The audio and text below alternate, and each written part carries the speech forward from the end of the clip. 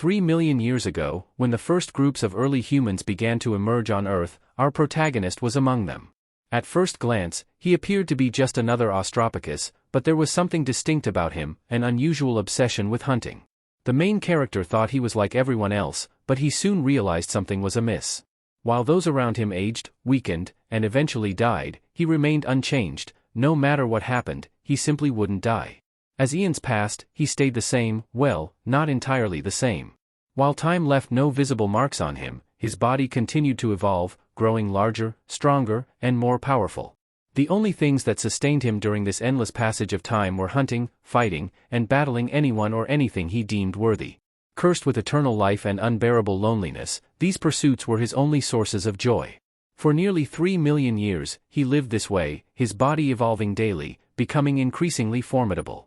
Eventually, he reached an unparalleled level of strength, earning him the title of the God of Earth.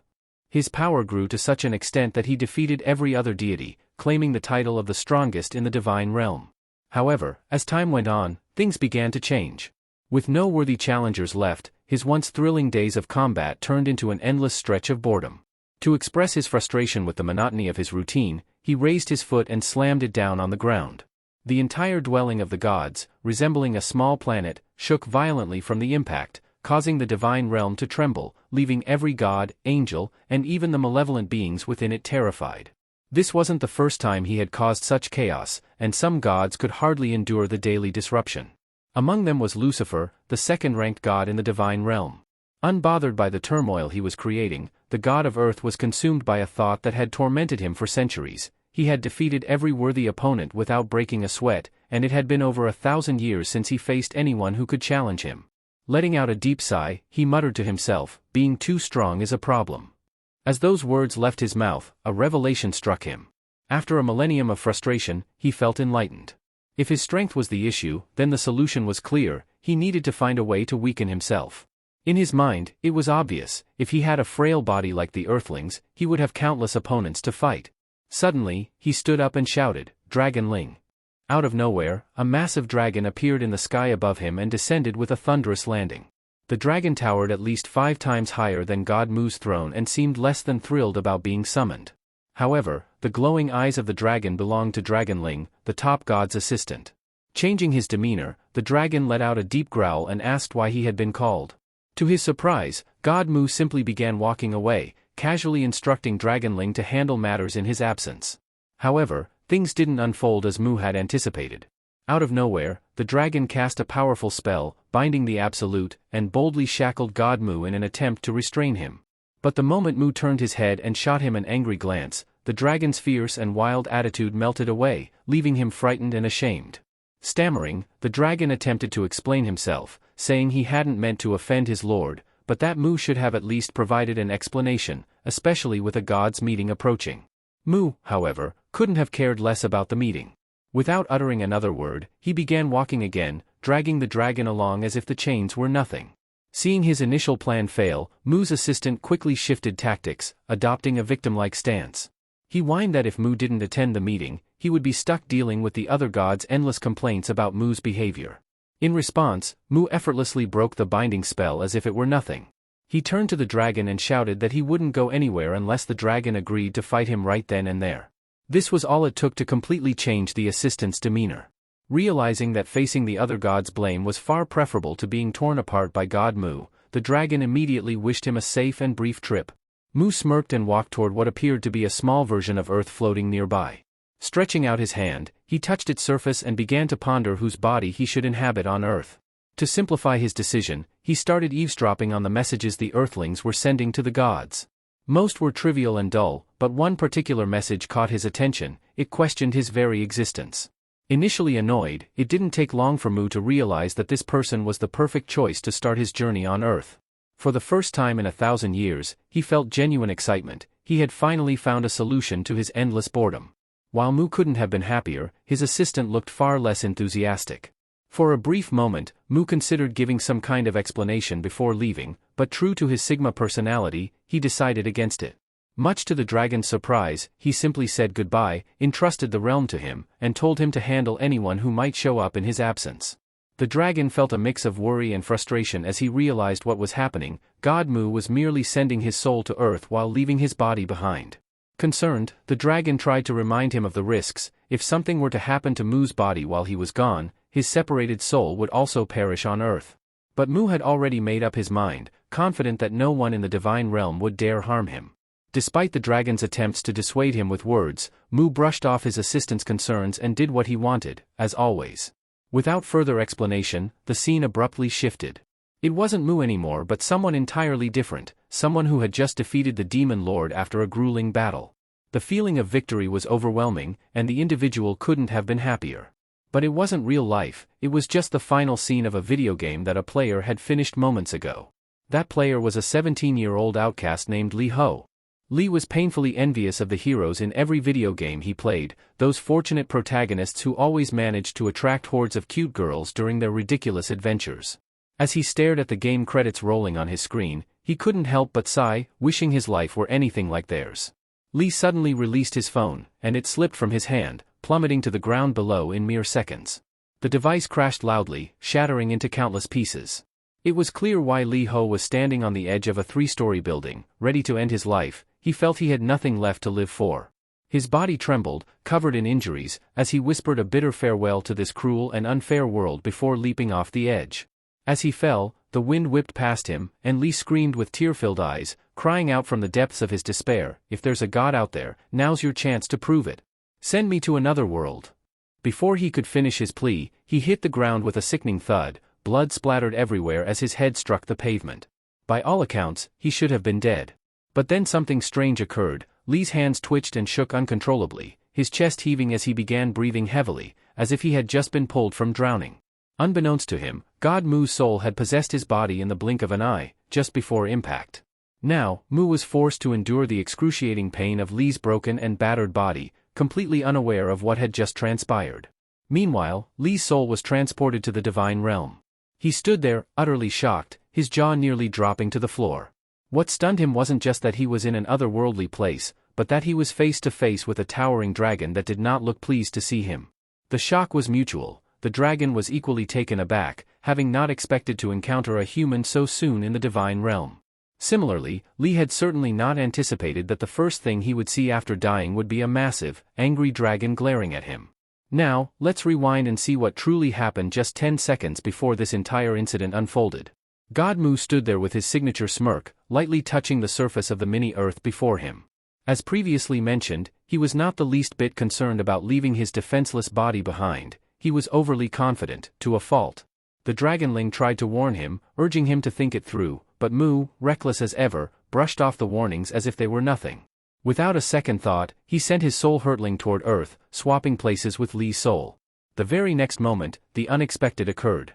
As soon as Mu's soul entered Lee's body, he realized he was in a dire life-or-death situation. There was no time to adjust or receive a warning. He was mid-air, plummeting toward the ground at lightning speed. Less than a second, that was all the time he had to process the danger he was in. Then it happened. Lee's body hit the ground with such incredible force that it was almost unbelievable. The impact was catastrophic, bones shattered, and the body was flung backward like a rag doll before finally coming to rest. The pain was beyond anything Mu had ever experienced in his immortal life. But the pain wasn't the worst part. What truly overwhelmed him was the sheer confusion. Why did this happen? The moment he set foot, or rather, soul, on Earth, how did he end up in such a mess so quickly? None of it made any sense. His hands trembled uncontrollably as shock coursed through his borrowed body. But then, suddenly, everything went still. His hands ceased shaking, and in that chilling silence, the realization hit him: he was dying. There was no chance to change his fate, no time to fix what was broken. Just like that, his lifeless body collapsed onto the cold, unforgiving ground. The area was eerily quiet, with no one around to witness the downfall of what was once a proud and mighty god. No one to help, no one to even notice. However, this wasn't the end for God Mu, not yet. As you may know, some human muscles move without conscious control. These are called involuntary muscles, like the heart and internal organs. For Mu, who had spent 3 million years training his body, he had reached the absolute peak of understanding the human form. This allowed him to consciously control every part of his body, including his blood vessels and internal organs. Nothing was off limits for him. Just a few seconds after dying, his heart began to beat again. The pain was excruciating, even for someone like Mu, but by forcing his blood to circulate and repairing his heart, he managed to stop the bleeding. Slowly but surely, Mu began to rise to his feet as if nothing had happened, even though his entire body screamed in pain. Instead of feeling anger about the chaotic situation, Mu found himself oddly happy. Beaten up and covered in blood, he realized it had been so long since he felt anything like this. This sensation convinced him he'd made the right choice in coming here. His next move was to sift through Lee's memories to understand what kind of life this guy had been leading. It didn't take long for him to learn everything about Lee. With that knowledge, Mu decided to head back to Lee's home, his new base, to figure out his next steps. Surprisingly, Mu found it challenging to walk with Lee's weak and injured legs. So, like an ape, he used his hands for support, moving faster and taking some pressure off his legs. Not long after, he finally reached Lee's house. The first thing he noticed was that a cat had left a mess right in front of the window. As soon as he entered the small, basement-like house, Mu sat down on the creaky bed and began reflecting on what he had learned about Lee's life. According to Lee's memories, he had only one male relative, who lived far away. Mu quickly realized that the guy he had chosen not only lived alone but was also poor and utterly miserable. His only occupation seemed to be attending a place called school. What amused Mu the most was the memory of someone at school who seemed to have made it their mission to bully Lee. This person not only picked fights with him constantly but also went out of their way to make Lee's life a living hell. This was exactly the kind of starting point Mu had hoped for, messy, chaotic, and full of potential challenges. He couldn't be happier about it. Feeling a surge of excitement, Mu threw a random punch into the air to celebrate, but the moment he did, a sharp, unexpected pain shot through his right arm, as if the muscles had torn apart. Something was definitely wrong. Mu figured the pain in his arm was likely due to overusing his hand muscles while awkwardly crawling home. It became clear that this body hadn't seen much action. The first thing Mu noticed was that Lee had almost never used his arm muscles for anything strenuous, so even the simplest effort left them sore. Still, instead of feeling frustrated or angry about being stuck in such a weak body, Mu smirked. In fact, he was genuinely happy to feel pain like this. After thousands of years without it, the next day, police discovered the bloodstains and shattered glass at the site where Lee Ho's body had crashed to the ground. They quickly cordoned off the area, prohibiting anyone from entering as they launched their investigation. Meanwhile, Mu casually returned to the crash scene, not to check on the investigation, but because the three-story building nearby was Lee's school, and Mu had decided to keep up with Lee's daily routine. He strolled into the school, scanning the halls until he found Lee's classroom. His excitement got the better of him as he slid the door open with excessive force, causing it to rebound and slam back into him, leaving Mu momentarily stunned. His triumphant entrance was completely ruined. Muttering to himself, he stepped into the classroom, drawing the attention of one of Lee's classmates. The boy immediately frowned at the noise, shooting Mu an irritated glare and calling him an idiot, telling him to keep it down. Upon hearing this, Mu momentarily forgot the pain in his face and walked toward the boy, stopping right in front of him and standing uncomfortably close. This left the boy momentarily shocked, but it wasn't Lee's weak and frail appearance that surprised him, it was the unsettling, creepy smile on Mu's face. In that moment, Mu recognized the boy as the bully from Lee's memories, the one who had always made his life miserable. The bully, completely unaware that Lee Ho was no longer the same person, scoffed and mocked him, saying, "What's wrong with you, huh? Did you leave your glasses at home, or are you just too blind and stupid to act normal today?" Before Mu could respond, the boy swung his fist and punched him square in the face, as if to reassert his dominance over Lee. The punch landed hard, blood beginning to drip from Mu's nose and mouth, pooling on the floor beneath him. The bully smirked, clearly proud of himself, and taunted him again, "What happened to your glasses? Did you sell them for cash, or did you just lose them like the idiot you are?" Even with blood running down his face, Mu didn't flinch. He stood there calmly, unfazed by the punch. In matters of fighting, Mu had his own unshakable rules. A proper and honorable fight could only begin when all parties involved had willingly shown their intent to fight. Right now, Mu was waiting for the right moment to respond. Always ready to face any opponent, be it a god, a beast, or a human, his only concern was confirming his opponent's intent. Mu chose to confirm that intent simply by standing still and taking the first strike. That's exactly what happened here. After absorbing the punch, a familiar excitement and satisfied smile spread across Mu's face. Without hesitation, he sprang into action, interrupting the bully mid-sentence with a sudden punch aimed directly at him. The boy, completely caught off guard, took the punch squarely, just as Mu had moments before. But as Mu pulled his hand back, a sharp, unbearable pain shot through his arm. His muscles felt like they were tearing apart again, a brutal reminder that this was not his indestructible, godly body, but a fragile, weak human one. The commotion quickly caught the attention of the teacher, who stormed over, shouting angrily and demanding that they stop fighting immediately. However, the noise had also drawn the interest of the entire class, with heads turning, curious and intrigued by the sight of a fight breaking out in the middle of the room. The bully, feeling humiliated and furious after being punched by a nerd for the first time, could no longer contain his anger. Ignoring the teacher's shouts and the watching crowd, he charged straight at Mu, ready to unleash his fury. Mu immediately tried to defend himself, managing to block most of the attacks, well, kind of. While he defended himself, he couldn't help but think that he would have ended this fight long ago if his new body could actually keep up with him. For a brief moment, he considered using some of his godly powers, but to his shock, they didn't work. That moment of disbelief distracted him, and before he knew it, he took another punch to the face. At least this one wasn't as hard as the last. The bully was determined not to back down from someone he believed was still Lee, and he aimed to make him regret throwing that first punch. On the other hand, Mu found himself in a tough spot. He couldn't muster the strength to fight back with this weak body. Without punches, kicks, or his godly powers, he was left with only one option. In a sudden move, he lowered his head, aiming at a specific spot, and took the incoming punch directly on his skull. The bones of his skull were the only part of his new body he could rely on. Just as he expected, the bully's fist slammed into his head, causing the impact to break the bones in his fingers. The pain was so intense that the bully screamed like a baby, and in that moment, Mu couldn't help but feel like an absolute genius. To put an end to this ridiculous fight, Mu decided to capitalize on the bully's distraction before he could recover. This time, he rushed forward, grabbing the bully's hand in a sudden move. Without wasting a second, he used his head to strike, aiming directly for the bully's stomach, or maybe even his groin, knowing those weak spots. The bully was caught completely off guard, unable to handle yet another wave of unbearable pain. But Mu wasn't done yet. He wanted to ensure this guy would never forget this day. With another swift move, he raised his head and slammed it into the bully's jaw. This time, the pain was too much for the bully to withstand. His eyes rolled back, and he dropped to his knees in front of Mu like a defeated loser before finally passing out. All of this happened while the rest of the class stood there in shock, recording the entire fight. Watching the weakest guy in school take down one of the biggest bullies was hard for anyone to believe. But for Mu, things were different. He had just fought someone for the first time in thousands of years, using every bit of strength he could muster, and the feeling was incredible. However, now wasn't the time to celebrate. As his excitement faded, the pain from all the hits he'd taken rushed in all at once. He could taste the sticky metallic flavor of blood in his mouth. At first, it didn't seem like something even God Mu could handle easily, but it only took a moment for him to realize something surprising. He was more than okay with it. After such a long, hard time, it actually felt satisfying to experience. The thrill of a good fight lingered in the air. A few moments later, as Mu's excitement settled, he stared at the unconscious boy's body, feeling as if he wasn't quite done with him yet.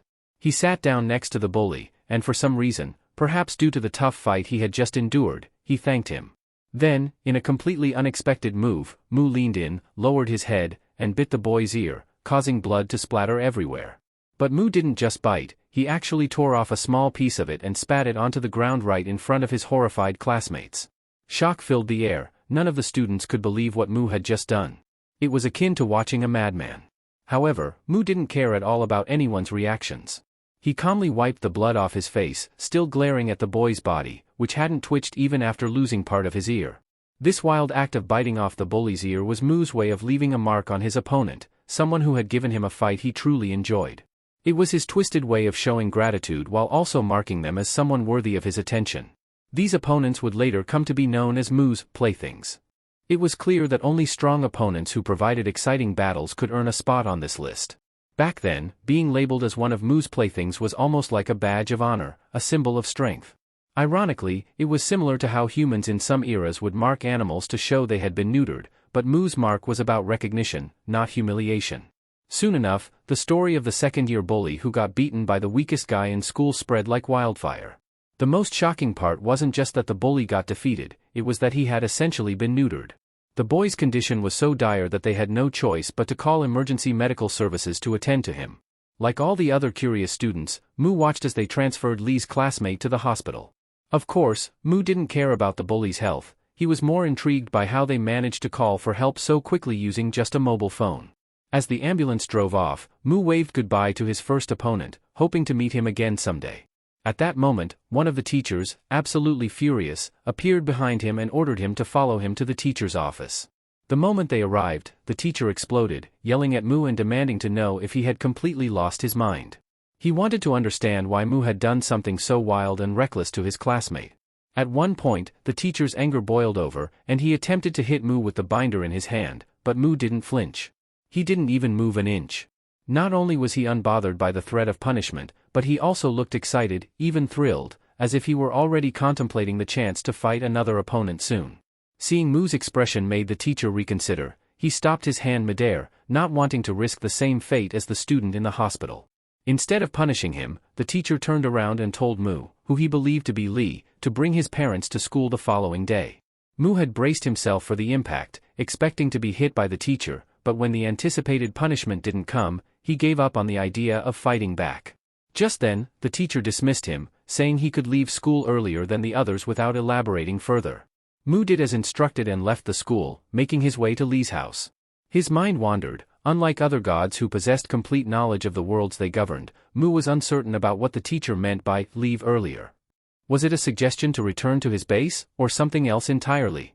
Since nothing else made sense, he assumed it was simply that and decided to use this unexpected free time to heal from his earlier injuries and train his fragile new body. If he wanted to face more opponents in the future, he needed to grow stronger. His hand was visibly shaking from the pain he had sustained, and at that moment, he wished he could use some of his godly powers, like mana, to heal himself faster. As Mu understood it, mana was a force beyond the capabilities of most humans. In some places, it was referred to as chi or chakra, but most gods called it mana. In simple terms, mana was the life force that existed everywhere in nature, granting humans extraordinary abilities that allowed them to become hunters in some worlds, wizards in others, or powerful players in different realms. However, here in this world, Mu couldn't rely on it, no matter how much he wanted to. For now, he would have to endure the pain and focus on adapting to his new life and body. He tried once again to channel his mana, but it vanished within seconds. This reminded him of that moment during his earlier battle when he had also tried and failed to use it. Frustrated, he finally realized he needed to focus solely on training his physical body and rely entirely on it from now on. Before long, Mu arrived at Lee's home and collapsed onto the bed. Knowing that his recovery would take time and there wasn't much he could do about it, he decided to return to the God realm to see what was happening there. In an instant, just like the day he first came to Earth, his soul shifted back to his original body. As soon as Mu regained consciousness, his eyes widened in shock. Right in front of him, Lee Ho was choking the dragonling, refusing to let the poor creature go. The weak boy who had always been bullied on Earth now turned to God Mu. As soon as Lee noticed him, he released the dragon and approached Mu with newfound confidence, demanding that Mu hand over the dragonling. Lee didn't know who Mu truly was. He had no idea he was speaking to a god. All he understood was that he was temporarily in this realm and would eventually leave again. He wanted to take control of the dragonling, thinking he could use it to dominate in his new life. However, Mu didn't appreciate Lee's arrogant and commanding attitude. Without hesitation, he summoned a godly hand and tightly grasped Lee, making it clear that he couldn't just order around his lord like that. Lee was completely shocked. He hadn't expected this at all. But Mu didn't care about his protests or complaints and started dragging him away without a second thought. Mu had decided to give the boy a second chance at life in another world, but the look on his face suggested he had something else in mind. Minutes later, they arrived at the domain of Lucifer, the second-ranked god in the divine realm. Mu entered confidently, his firm step signaling to anyone nearby that he was there. Of course, there was no one else around except Lucifer himself, who, unlike Mu, was diligently keeping a close eye on his planet, Elmer. Mu marched straight into Lucifer's castle without bothering to ask for permission, walking in as casually as if Lucifer were just an ordinary guy. Lucifer wasn't pleased with Mu's rude behavior. Without giving them a chance to explain why they were there, he immediately rejected whatever it was they wanted, not even bothering to listen. But Mu didn't care about Lucifer's opinion in the slightest. He flatly demanded that Lucifer open the gate because he was about to send Lee to the planet Elmer. As expected, Lucifer reminded him that Elmer wasn't Mu's planet, so he had no right to make such a decision. However, Mu wasn't having any of it. He leaned in and reminded Lucifer who the stronger god was in this scenario, making it clear that he could do whatever he wanted. To drive his point home, Mu added that if Lucifer doubted his strength, he was more than ready to prove it anytime, anywhere. Poor Lucifer knew he was no match for Mu, and he couldn't help but tremble in frustration. Seeing Lucifer hesitate and waste time, Mu stepped forward, deciding to take matters into his own hands. As he approached and touched the surface of Elmer's planet, Lucifer, caught off guard, quickly reminded Mu that interfering with another god's domain was strictly forbidden. He warned Mu that if a god not in charge of a domain touched it, an unbreakable barrier would activate, blocking all access. Just as Lucifer had predicted, the barrier appeared. But to his complete disbelief, Mu effortlessly shattered it in seconds, something Lucifer never thought possible. Shocked, Lucifer stared at Mu, who calmly remarked that the rules of the universe could be changed easily if someone truly wanted to change them. Mu then opened his godly hand and released Li, urging him to step forward and leap into the hole he had created on Elmer's planet. Li hesitated, clearly scared, but Mu reminded him that this was what he had always asked for, and now the opportunity was right in front of him. Once again, Li asked Mu to give him the dragonling so he could dominate in his new life, but Mu showed no intention of handing over his assistant and instead forcefully shot Li into Elmer's planet, sending him off to his new life. Afterward, Mu couldn't help but wonder why kids these days didn't want to work for what they wanted, expecting everything to be handed to them on a silver platter. With things settled and nothing else to do, Mu turned to Lucifer and casually told him to take good care of the kid before departing. On the other hand, Lucifer, humiliated and seething with anger, could only wish for the power to tear Mu limb from limb. Lucifer's story wasn't so different from Mu's. He was once known as the first demon lord in history, standing above all life on Elmer's planet after claiming the title of the strongest. In his arrogance, he dared to challenge the god who ruled over his world. In the first moments of their battle, Lucifer summoned a blinding light that transformed into a massive sword, far larger than the god himself, and hurled it straight at him. Even the god couldn't withstand the sheer power of the attack and was struck down, split in two by the massive sword, unable to dodge or defend himself. After defeating that god, Lucifer took his place but found it unsatisfying. He challenged every other god in the divine realm, defeating them one by one and claiming the ultimate throne as the god of gods, absolute, invincible, a supreme legend among them all.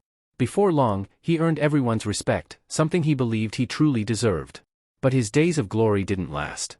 One day, Mu showed up and beat him, just as he had crushed all the others before him, completely destroying Lucifer's mighty image in front of everyone.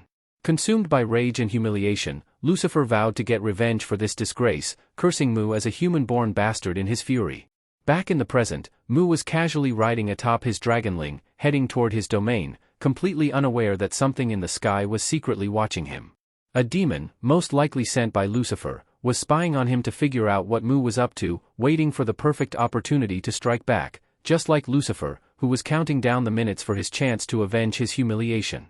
Just like Lucifer who's counting down the minutes for his chance to get revenge for his humiliation. The bully from Li's school, who had just regained consciousness, was eager to see Li dead. Still lying in his hospital bed, he grabbed his phone and decided to call someone tougher to teach Li a lesson. Fueled by burning anger, he scrolled through his contacts until he found the person he was looking for. Meanwhile, on the other side of the city, someone was hard at work on a punching bag. That someone was Kong Cheol, the youth division middleweight boxing champion. His intense training session was suddenly interrupted by an obnoxiously loud ringtone. Annoyed, Kong stopped mid-punch, sweat dripping down his body, and turned to see whose phone was making the ridiculous noise. That's when a blonde guy walked in and casually mentioned it was his phone. He strolled over, picked it up, and answered, sounding irritated. The caller was none other than the beaten bully, desperation evident in his voice. Without any introduction, he told Kong that he would buy him a new phone if he could do one small favor first. Initially surprised by the request, Kong thought it sounded like an easy and good deal, so he agreed and asked what he needed to do in return. The next day, during class, everything seemed normal again as the bully walked in as if nothing had happened the day before. As he made his way to his seat, the entire classroom suddenly fell silent, all eyes fixed on him. Soon, murmurs and whispers filled the room as students talked about how someone who used to bully others had ended up in such a pathetic state. At first, he tried to ignore it, but when the whispers turned into jokes about him being neutered, he couldn't take it anymore. To show he wasn't someone to mess with, he slammed his backpack on the floor and yelled that he could still take them all down, even after being neutered. He challenged anyone who doubted his strength to fight him. At that moment, the class president, a girl with glasses, stood up and shouted back, telling him to either shut up or leave the classroom. Seeing her dare to talk to him like that only made him angrier. Frustrated that even the class president had the audacity to stand up to him, he completely lost it. In a fit of rage, he grabbed a random chair and attempted to throw it at her, trying to remind everyone they should fear him like they used to. Before he could do anything, the door suddenly swung open, and a massive, hulking teacher walked into the classroom, demanding to know what all the fuss was about. To everyone's surprise, the bully instantly dropped into his seat, acting as if nothing had happened. The teacher looked around and noticed the class president standing there, clearly angry. He asked her what was going on and why she was out of her seat. However, the girl didn't spill the truth. Instead, she quickly returned to her seat and assured him it wasn't anything worth mentioning. The teacher didn't press further, but for some reason, he told the girl to meet him after class, which piqued her curiosity. When the school day ended, she met him as instructed. It turned out he wanted a favor. Since she was the class president and someone he could trust, he asked her to check on Lee Ho, who had been absent that day and wasn't answering his phone. In exchange, the teacher promised to write her a recommendation letter for her senior year. Framed as a request, the girl knew she couldn't exactly say no, so she reluctantly agreed. Before long, she found herself standing in front of Lee's house, looking completely uninterested in whatever situation he might be in. Wanting to get this over with as quickly as possible, she didn't waste any time. She walked up to the door and knocked, calling out to see if anyone was home. When no one responded, she hesitated for a moment before deciding to check if the door was locked. Turning the doorknob, she realized it wasn't. To her surprise, the door swung open, so she slowly stepped inside. The moment she walked in, she froze in shock. Right in front of her was Lee's lifeless body, surrounded by a filthy room where bugs seemed to be playing hide and seek. Lee's appearance was horrifying. His eyes had rolled back completely white, and his mouth was wide open. The sight made the girl scream in terror, thinking Lee was dead. Without wasting another second, she grabbed her phone and called for an ambulance.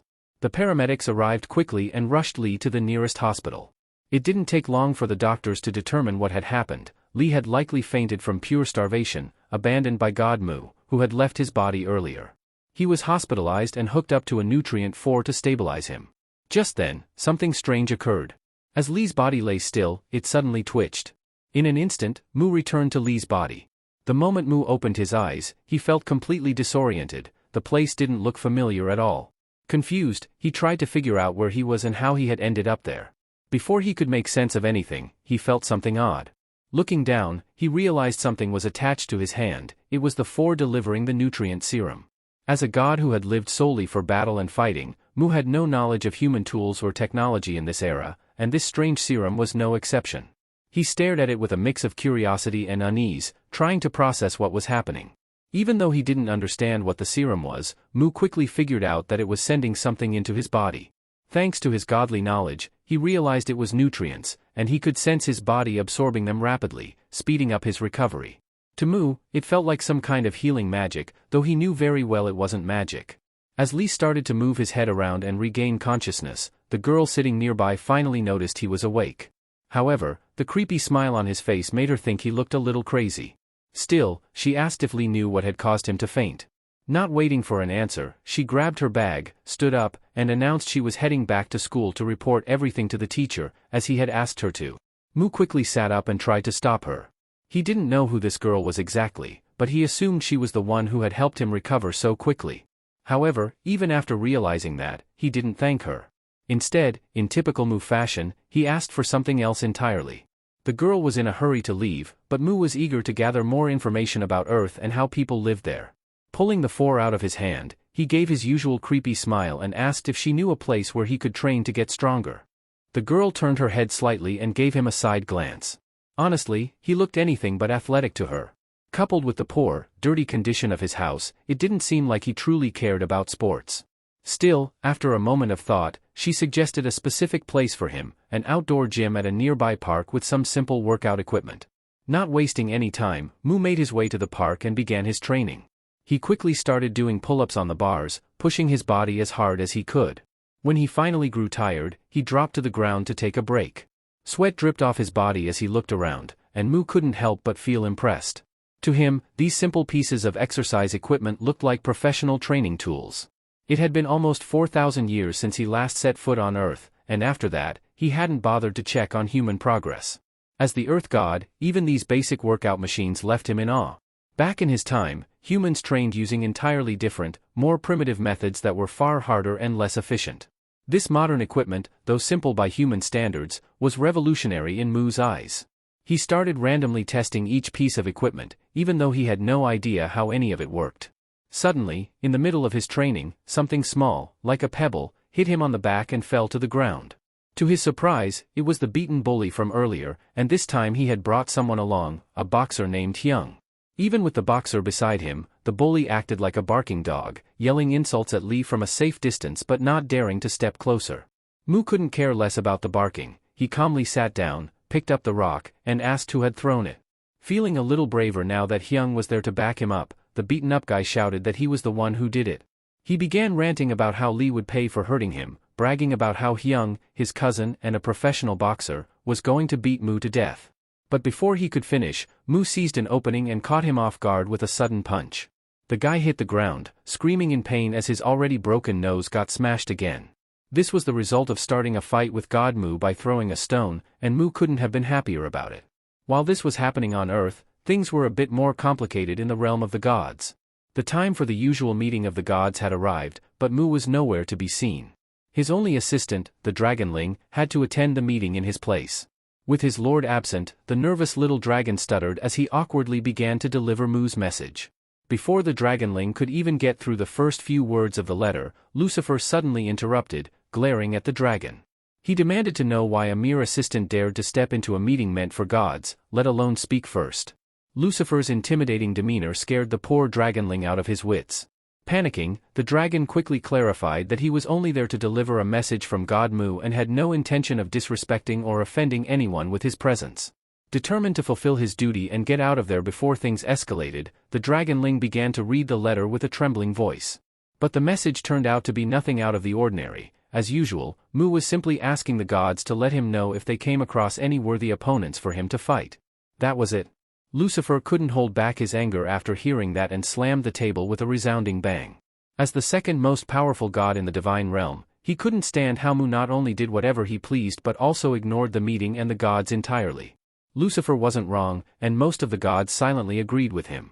However, even in Mu's absence, none of them dared to openly criticize him. Lucifer pressed on, declaring that the gods' meeting was meant to ensure the stability and safety of their worlds. As the third strongest god, and of course as someone already on Mu's list of playthings, the archer god finally spoke up. He argued that if any abnormalities occurred, even on Earth, they were the ones who should always take care of them instead of Mu, and that was the most unacceptable thing for the strongest god among them. Seizing the moment, Lucifer slammed the table again, his voice booming with frustration. He shouted that Mu's habit of treating everything like a game was pushing all the worlds to the brink of collapse. In his opinion, the few times Mu actually decided to resolve something usually ended up making things worse. To make his argument more convincing, Lucifer turned to the god of Cyclops, the ninth-ranked deity in the divine realm, and asked if he remembered what Mu had done 1,000 years ago when the Cyclops planet was on the verge of destruction. Back then, a massive, ugly creature as large as the Cyclops planet itself had attacked a rare being known as a void creature, capable of devouring an entire planet in seconds.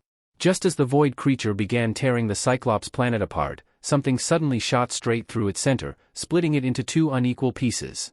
That something, of course, was God Mu. With his usual cheerful and flushed face, delighted at the chance for a fight, Mu had effortlessly killed the enormous creature in an instant. Lucifer used this event to drive his point home, trying to make everyone, especially the Cyclops god, see that Mu was to blame for the aftermath of the destruction. He explained that if Mu had cooperated with the other gods instead of acting alone, there wouldn't have been any casualties. Having made his case and likely swaying the other gods to his side, Lucifer declared that they could no longer stand by and let someone unfit to be a god continue risking the safety of their worlds. On the other side, the Dragonling was left speechless.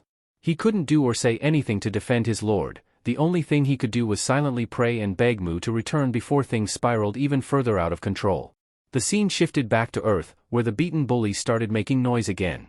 He barked at Mu, warning him once more that his boxer cousin was going to make him pay for what he had done. Hyung, the so-called boxer cousin, was intrigued. He couldn't help but be a little impressed by how fast Mu had moved and punched earlier. Curiously, he asked if Mu practiced any sports, like martial arts. Mu casually replied that he didn't play any sports because all he wanted was to fight, not play. Mu's response, however, made Hyung think of him as nothing more than an overconfident, dumb middle schooler. Spitting out his chewing gum with a smirk, Hyung took a fighting stance and declared he was ready to fight, just as Mu had apparently wanted. Deciding to start first, Hyung moved quickly to test whether Mu was all talk or actually had some skill. His opening strike was fast and sharp, landing hard on Mu's face before Mu could dodge or block. Despite the satisfaction of landing the first blow, something about Mu stunned Hyung. There was something strange, something downright unusual, about this opponent that sent a chill running up his spine.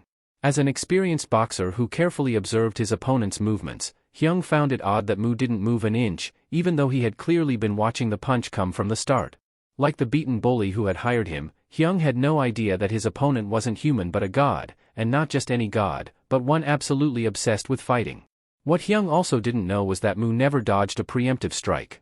For him, taking the first hit was like a signal confirming that the battle had officially begun. With his usual unsettling, overly excited grin, Mu suddenly shouted, "Is hand-to-hand combat your favorite thing?" His creepy smile and strange behavior made Hyung wonder if this guy was just some crazy teenager. Then, out of nowhere, Mu mimicked Hyung's fighting stance and launched himself forward. Hyung didn't take it seriously at all, thinking it was just a silly copycat move. When Mu threw a punch, Hyung effortlessly blocked it, or so he thought. The force behind Mu's punch sent Hyung sliding backward, completely surprising him. His hand throbbed in pain from underestimating the strength of this seemingly weak and scrawny guy. Meanwhile, Mu looked even more thrilled. His face lit up with excitement as he realized his attack had worked perfectly just by copying what Hyung had done earlier. However, there was one thing Mu had to keep in mind: his current body wasn't something he could fully rely on just yet. When he tensed his muscles as hard as he could at the moment of impact, the strain left his arms screaming in pain, as if they wanted to quit and take a break. Of course, Mu didn't care about the state of his muscles or how much they were suffering. In fact, the more pain he endured, the more he enjoyed the fight. For him, it only made the battle more satisfying. The thrill of this fight couldn't even compare to the feeling of battling creatures in his godly form. It was raw and exhilarating in a completely different way. Suddenly, to Hyung's surprise, Mu pulled off his belt and wrapped it around his fist. The fact that his current fragile body could cause trouble, especially since recovery and healing would take significantly longer, pushed him to come up with this idea. The beaten bully, still watching from the sidelines, thought using a belt made the fight unfair, but neither Mu nor Hyung cared about his opinion. Hyung rushed forward again, this time fully aware that he couldn't afford to underestimate Mu. He started throwing punches left and right, one after another, trying to overwhelm him with speed and power. Mu managed to block most of the incoming strikes, but even so, he found himself in a rough situation. His movements were limited by the pain in his body, and Hyung's attacks were relentless. In the middle of defending himself, Mu began analyzing his opponent's movements and quickly realized they were fast and precise, but far too predictable. Just by observing Hyung's fighting style, Mu quickly began to anticipate his every move. At first, it was hard to figure out, but less than a minute into the fight, Mu was already dodging Hyung's attacks with ease. If that wasn't enough, when Hyung tried to catch him off guard with a different move, Mu not only blocked the attack but also turned the tables by punching his arm mid-swing. It only took seconds for Hyung to process what had just happened and how his arm ended up broken. He began screaming as the shock wore off and the pain set in. Mu watched him silently, almost amused by his reaction. The screaming made Mu wonder if Hyung and that guy from Lee's class were really cousins, as they seemed to share the same overly dramatic tendencies. Mu didn't waste much time, though. He sealed his victory with another sudden punch to the distracted Hyung, knocking him out cold for a while. The sight left his friend, or cousin, or whoever he was, completely stunned. Things went from bad to worse for him as Mu's face shifted into a frighteningly excited expression, practically radiating his eagerness to fight. He declared it was time to pay for all the trouble caused, especially since this wasn't the first time they had messed with him. The once bully, who had been so arrogant earlier, realized in that moment that with Hyung out of the picture, there was no one left to save him. He had no doubt that a painful fate awaited him now, and there was no escaping it. Mu slowly walked toward Lee's classmate to settle things for the day. As he got closer, Mu noticed that the guy had no intention or will to fight back, and there was no joy or honor in beating up someone who looked so scared. For a moment, the beaten bully sensed Mu's hesitation and thought that if he kept acting this way and simply admitted he didn't want to fight anymore, everything might end peacefully. But it was too late to play the victim now. Before he even had the chance to say anything, Mu punched him in the face in one swift move. After all, this was the same guy who had started today's fight by throwing that small stone and bringing a boxer to take Mu down. He couldn't back out now, and even if he wanted to, Mu had more than enough reason to beat him again. As expected, Mu didn't show any mercy and kept hitting the guy however he wanted, testing out his newly copied fighting techniques on his opponent's body one after another. Even as the guy's face and body became covered in bruises and blood, Mu wasn't satisfied. He finished it off with one final brutal knee strike straight to the guy's already battered face. After putting all his strength into making this an unforgettable day for the bully, Mu finally felt satisfied. He wondered, with a mocking tone in his mind, why the guy wouldn't just admit defeat, but deep down, Mu knew he hadn't given the poor guy even the slightest chance to do so. After finishing with both of them, Mu walked away, knowing he had other things to take care of. Like all his previous opponents, he left his mark on that boxer and added him to his growing list of playthings. The beaten bully, after learning his painful lesson, muttered Lee's name under his breath, calling him a crazy bastard. It wasn't long before Mu returned to Lee's house. Sitting on his bed, he felt great knowing everything was going exactly as he wanted and that he could enjoy fighting almost every day. However, just like before, his weak muscles and fragile bones, which often gave him trouble, were annoying and somewhat concerning. Still, to hold on to this feeling, a mix of fighting opponents stronger than him and experiencing the pain and recovery throughout his body, Mu decided he would do whatever it took. He resolved to return to the God realm first to see what was going on there and to retrieve what he had asked the Dragonling to prepare for him. As always, he focused and tried to leave Lee's body and return to his original form. But this time, unlike before when his soul would transfer instantly, several seconds passed and nothing happened. Mu slowly opened his eyes and squinted, glancing around, only to realize he was still in Lee's house. He couldn't help but wonder why he couldn't return to his body in the God realm. The reason for this incident traced back to a few days ago in Lucifer's domain, when he had forcefully thrown Lee onto Elmer's planet without Lucifer's permission. As we already know, that day, Mu had completely ignored Lucifer and had come and gone as he pleased, unaware that his actions were pushing Lucifer to his limits. On his way back to his domain that day, the Dragonling had asked Mu about his journey to Earth. Mu explained how much he enjoyed it but also mentioned the weakness of his new body. During that conversation, Mu had ordered his assistant to find a recovery magic orb for him while he was gone, hoping it would help his weak body recover faster on Earth. There was just one small problem: magical items were common on Elmer and a few other planets under Lucifer's control, where they were abundant due to the plentiful mana. In contrast, on Earth, magical items could only be obtained through divine blessings or whims, making them incredibly rare. Because of this, only a handful of people throughout human history had been able to use them, and those who could were often regarded as godlike beings by humans. Not long after Mu arrived at his domain, the Dragonling promised to find a recovery magic orb for him the next time he returned to the God realm. When Mu got off the dragon, his assistant reminded him once again about the upcoming God's meeting. That's when Mu casually searched his pants, saying he had prepared something for him due to all the complaints. To the assistant's disbelief, it wasn't anything grand, just a small letter. After delivering his message and fulfilling what he considered his responsibility, Mu approached the miniature Earth model and placed his hand on its surface to return to Lee's body. The Dragonling, clearly annoyed, angrily tried to convince him to at least wait and attend the meeting before leaving, but all the complaints fell on deaf ears as Mu completely ignored him, just as before, and transferred his soul back to Earth. Unbeknownst to both of them, a small demon hovered in the sky, silently observing and reporting every move to Mu's greatest enemy. The scene shifted back to the present, where Lucifer was analyzing the situation. He had no idea what Mu was up to, but he was certain his body was now empty of a soul. The fact that Mu hadn't shown up for the meeting made Lucifer realize he wouldn't be in the God realm for a while. That's when it hit him: the time had come to act. This was his once-in-a-thousand-years opportunity to finally get his revenge, and there was no way he was going to miss it. Without any warning, determined to eliminate the one obstacle standing between him and Mu, Lucifer suddenly activated his life taxidermy spell.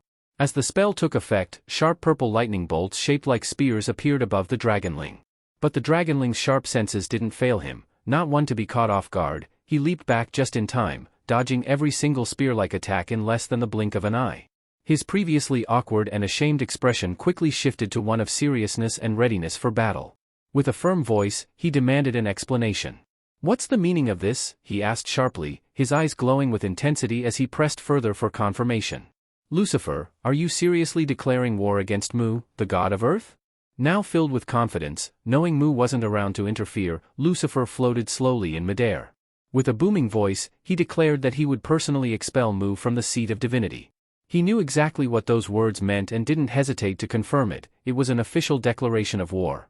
The Dragonling didn't waste any time. Without hesitation, he compressed his fiery breath and unleashed a deadly blast of flames that resembled a laser shooting straight toward Lucifer.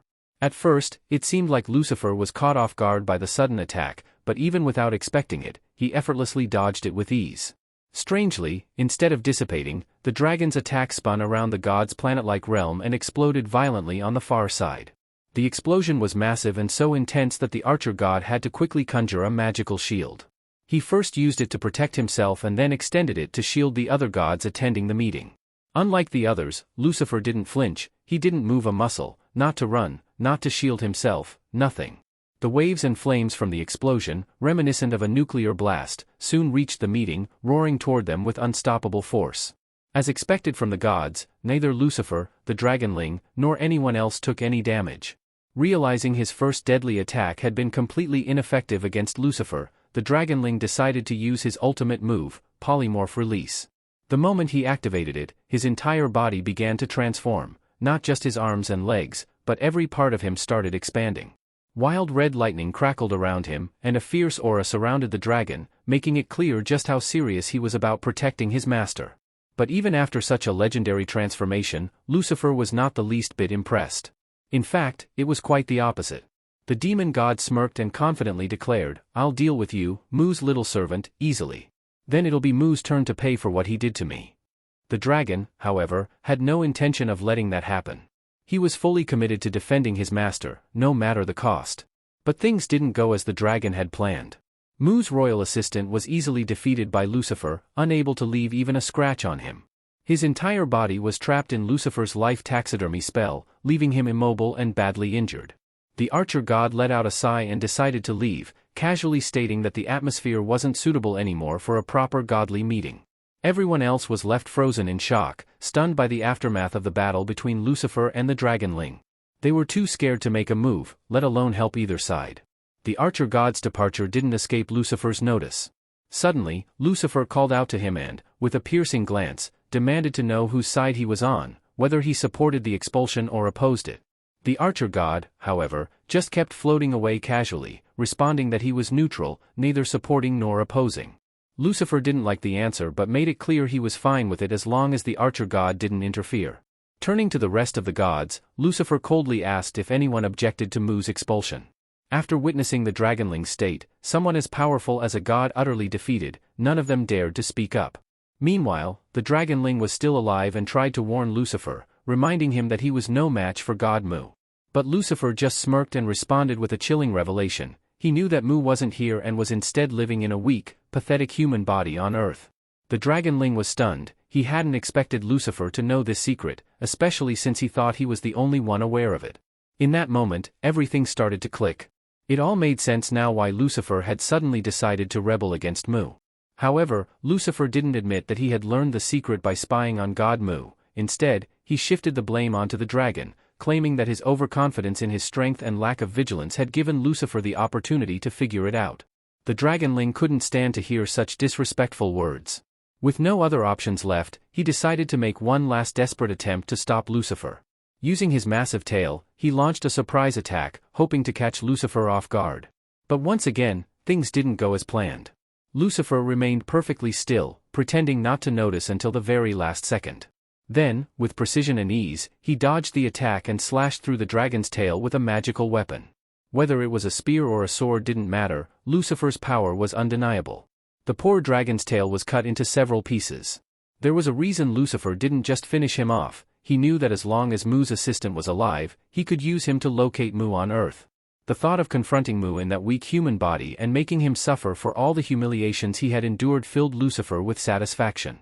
His devilish laughter echoed in the air while the dragonling coughed up blood repeatedly, his body trembling and powerless to stop Lucifer. Later that day on Earth, things weren't looking much better for Hyung. Covered in wounds, he was being harshly scolded by his coach for getting into a street fight. To make matters worse, he was being forced to take a long recovery break right before his important matches.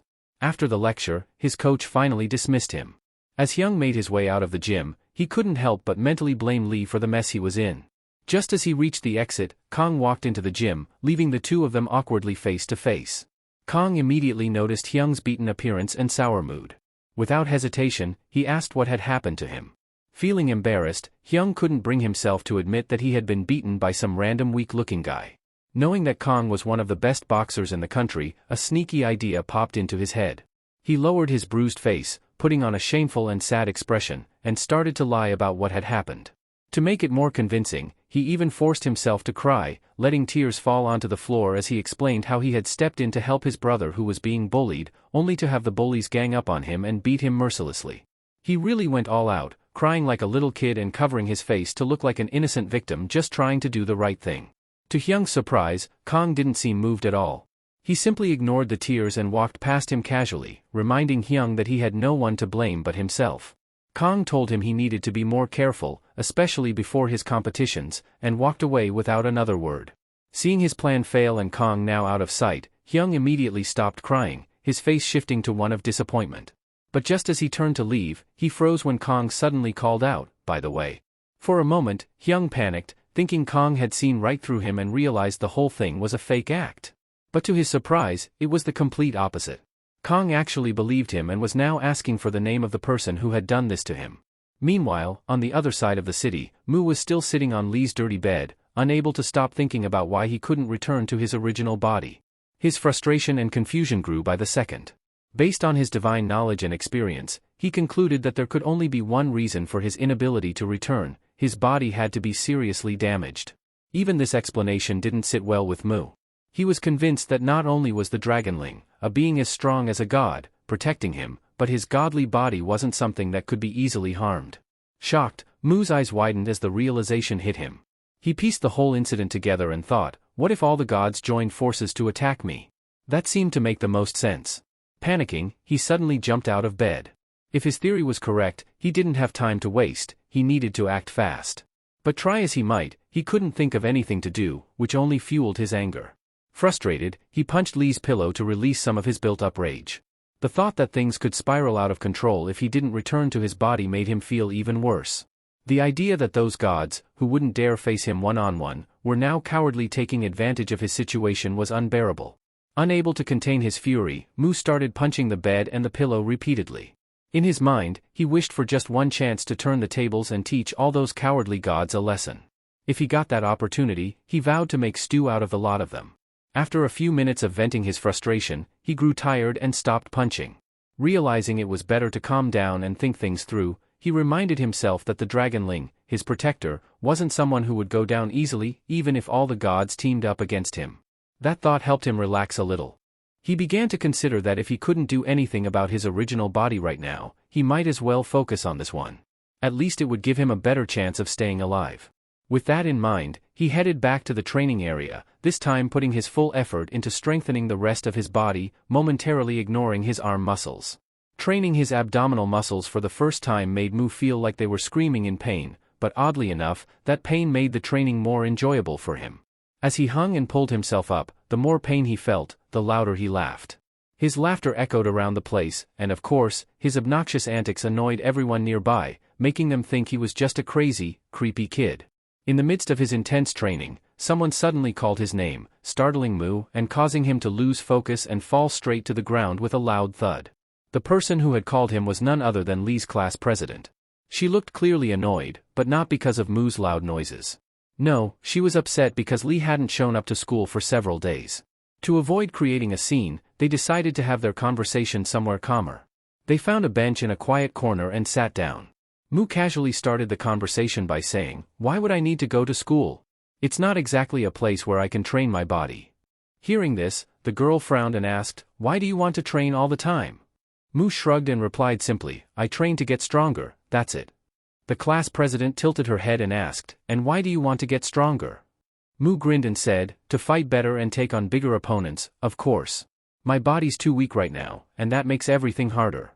From there, Mu launched into an excited rant, rambling on about his reasons for fighting and training. He talked for hours, barely stopping to breathe, leaving the girl with no choice but to sit there and listen to his endless chatter. By the time the sun started to set, she still hadn't managed to convince Mu to come back to school and was running out of ideas. Then suddenly, an idea clicked in her mind. Casually, as if it were no big deal, she said, "What's the point of training so hard if there's no one to fight?" Her words hung in the air, catching Mu completely off guard. To make his point clear, he asked her to look around, pointing out that there was no one there who could challenge him, no matter how strong he got. The girl stood up, preparing to leave, and said, "All you have to do is come to school, meet some people, and start some conflict. Then you'll have plenty of people to fight. With that, she walked off, leaving Mu to think it over. As she left, he couldn't help but feel a little impressed by her reasoning. She had a point. After what he did to those poor bullies, they wouldn't dare come near him again. Without them, he needed to find someone stronger to fight if he wanted to improve and make this body stronger. For the first time, he actually considered going to school. Just as he was mulling it over, a shadowy figure appeared behind him and called out, asking if he was Lee. The figure was wearing a mask to conceal his identity and carrying a weapon. Mu, on the other hand, didn't bother answering the question. He already knew what this was about. His shocked expression shifted to one of relief. Things were going much more smoothly than he had expected. Now he didn't even need to search for his next opponent, as his opponent had come straight to him. With a small smirk, Mu calmly turned his head, preparing himself for the inevitable first strike and the confirmation of battle.